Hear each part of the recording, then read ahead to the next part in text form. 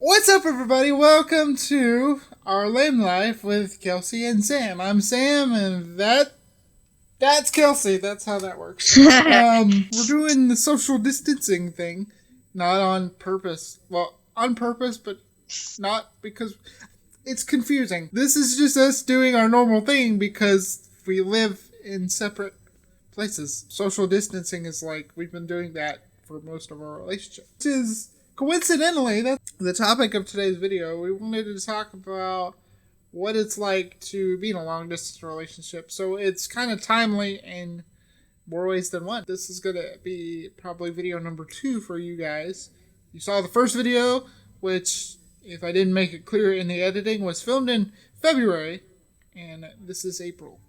So, yeah, big jump because we were trying to figure out how we wanted to do things, and then the world ended. No, I'm joking. I was supposed to go down there like next week, pretty much. Yeah, pretty much. Mm-hmm. And Yep. That's probably not happening now because, reasons. Yep. We can't really say the thing because YouTube likes to shadow ban people that talk about the issue that we're all facing right now. But we're here to infotain you. We're here to provide information in an entertaining way about life as a couple who both have disability, life as a long distance couple, all of that good stuff until we're no longer long distance, and then it'll just be disability stuff and just our life in general, just having fun, being ourselves on camera. Is there anything you want to say to get us kind of rolling on the topic, Kelsey? Like, what did you have in mind? I guess a lot of people want to know tips and tricks on LDRs in general and how to handle them, how we handle them, and what it's like being apart from one another. I do have my license, and I do drive minimally right now.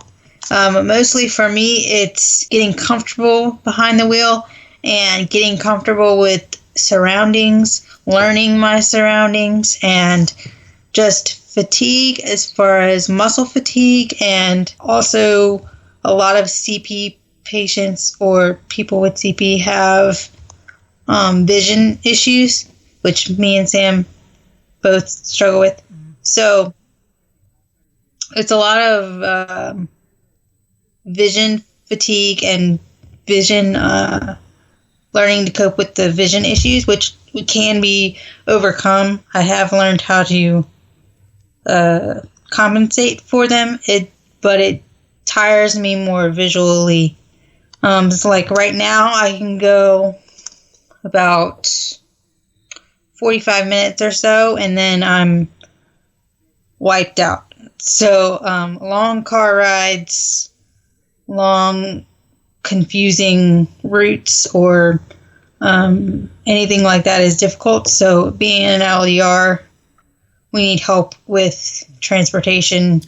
Yeah, getting us back and forth. And to put it in perspective, we are like 5 hours away from each other.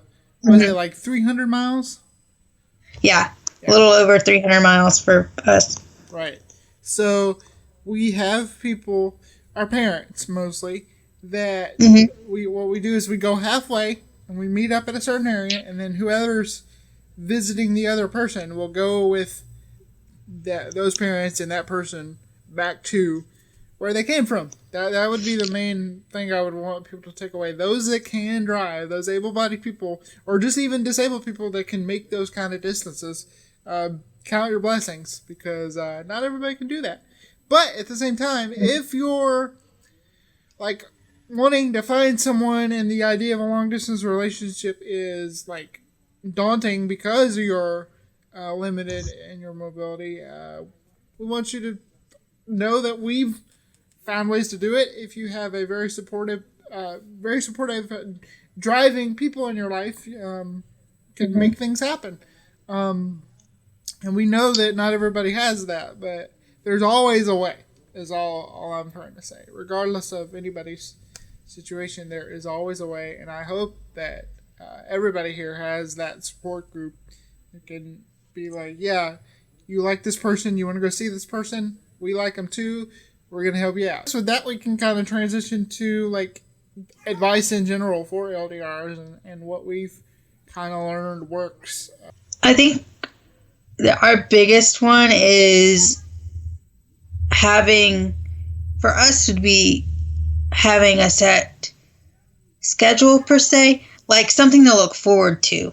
Like those spontaneous phone calls or whatever are nice, but having something to look forward to, something set in stone, which can change obviously because it did. Yeah. But having something, I guess, planned, tentative would be better instead of set in stone. But having something tentative, having something set, helps us a lot. Gives us something to look forward to, and just helps us emotionally more than anything. For instance, not only are we talking about the trips, the visiting trips, that certain things can derail sometimes.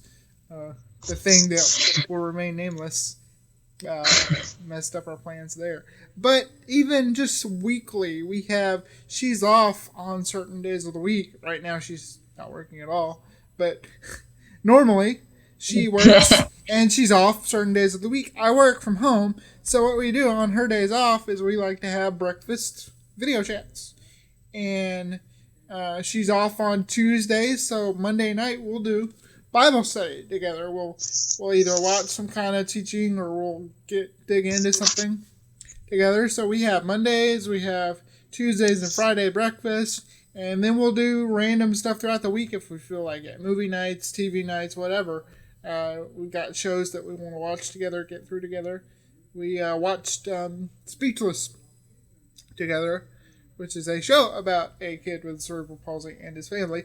Very good show. We could do a whole series on Speechless and how awesome it is. Yeah, reaction videos, that kind of thing. We find those things that we can do. Like this. We're doing this right now. We've set this up so we can do our YouTube thing without worrying about the fact that we're all stuck in our homes, or at least we should be. Having those set things, having those things to look forward to, like she said.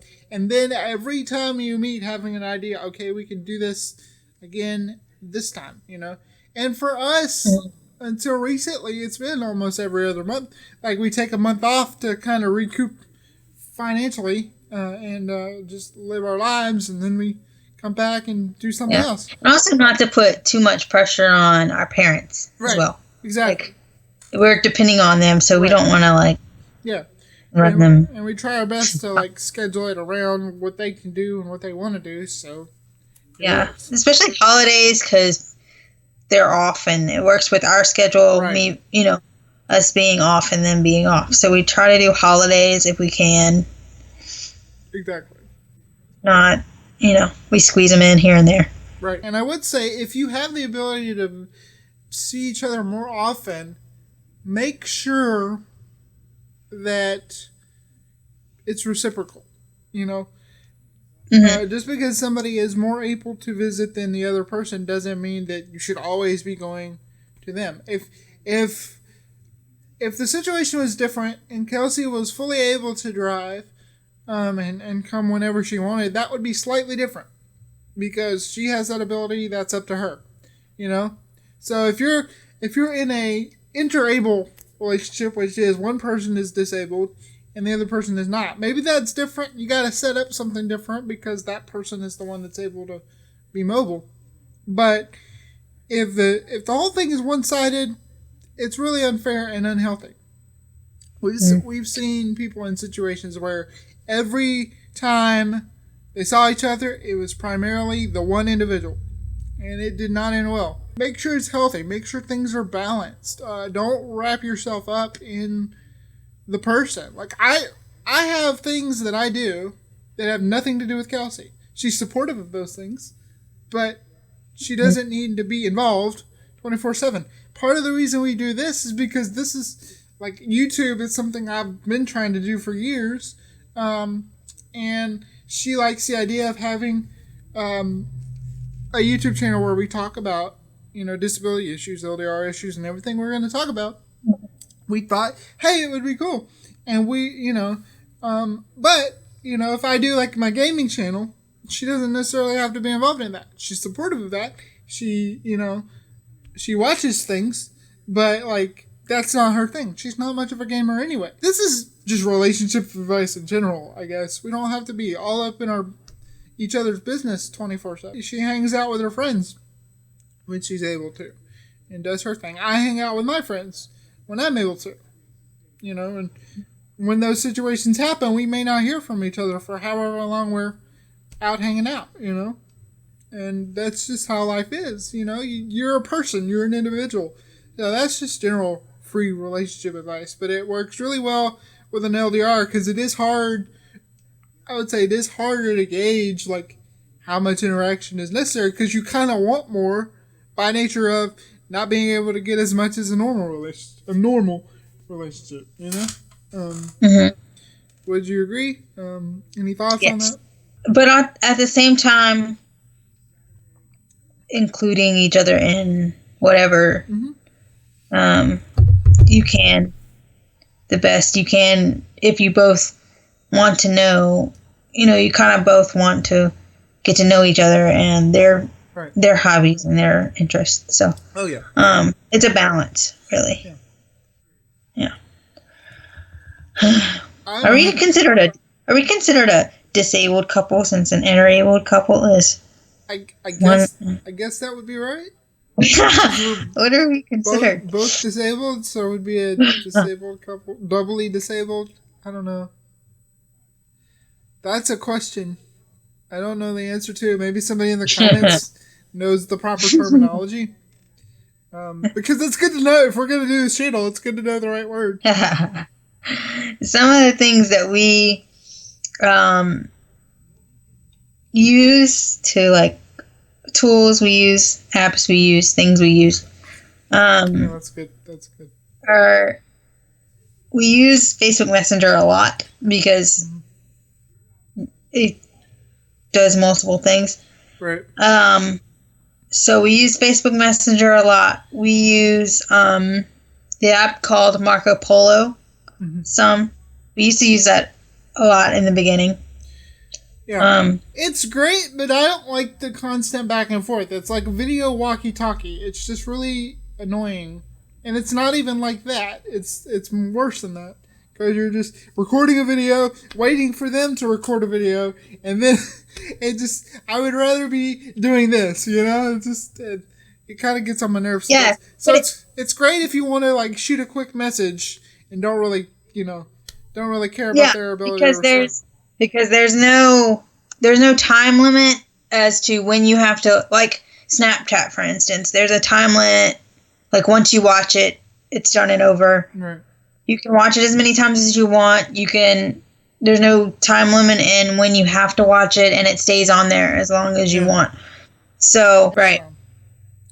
Although Facebook Messenger does have the audio recordings, which are limited to 1 minute, unless you record outside and then send it. But even that's limited by the size of the file, so that kind of gets annoying. Yeah, so Facebook Messenger is primarily for video chats and just text messaging because neither of us really use our phone we do it with other people, but we didn't really start off using our phones to text each other. So by the time we got to where we had each other's numbers, it really wasn't a big deal. We maybe texted each other like a handful of times in the 2 years that we've dated. Exactly. And like if she called me on my phone, like from her phone number, I would be very concerned. I'd be like, okay, what the heck is wrong? One thing we talked about watching movies and stuff. We used to use what was called rabbit rooms or rabbit chat. What that would do is like you could have a video chat going, but then you could see like you could log into Netflix or Amazon or something like that and watch the same thing at the same time. That went under, but they merged with another thing called Cast, which basically does the same thing, but better because what you can do is you screen share in real time. So like basically I can share my computer screen and whatever I'm showing on my computer screen I can show to Kelsey. And that's beautiful. So if I have a DVD, I can play the DVD. If I have a video file, I can play the video file. If I want to log into Netflix or Amazon or any of those other services, I can log into those.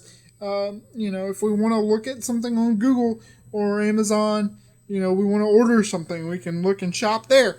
I mean, it's amazing what you're able to do there. The only downside to that one is you can't share your face camera and the screen share at the same time. I don't know why. Maybe I'm missing something there. Maybe somebody in the comments uses it and they can explain how to do that. But that's the only annoying thing. So a lot of times when we do that, we have Messenger up on one side to see our faces, and then we do cast to see whatever we want to see.